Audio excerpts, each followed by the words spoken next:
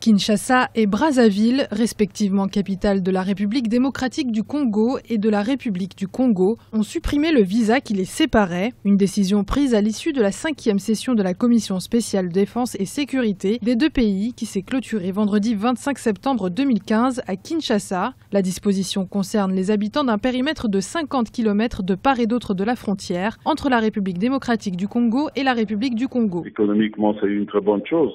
Depuis que le visa avait été rétabli entre les deux pays, je pense, du point de vue économique, cela s'est fait sentir, que ce soit du côté de Kinshasa comme du côté de Brazzaville. Je pense que pour les populations, les petits commerçants qui vivaient de ce commerce entre les deux rives, aujourd'hui, ils ne peuvent être que satisfaits. La suppression du visa entre les deux pays fait, entre autres, le bonheur des femmes qui commercent aux deux rives du fleuve Congo, frontière entre les deux pays.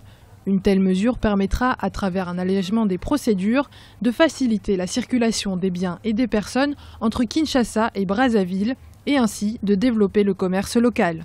Sur la question de la coopération, vous savez, c'était un problème qui dérangeait, si vous voulez, un peu les autorités de tous les deux pays, parce que c'est des pays qui ont toujours vécu un peu en étroite collaboration sur un certain nombre de choses, bien que le contact, on l'avait gardé, qu'on ne veuille ou pas. Mais pour nous, Congolais de Brazzaville, Kinshasa a été pour nous toujours comme une deuxième ville de résidence. À noter que cette exonération de visa n'est valable que pour un séjour de 3 jours, délai au-delà duquel tout voyageur transfrontalier est tenu d'avoir un visa.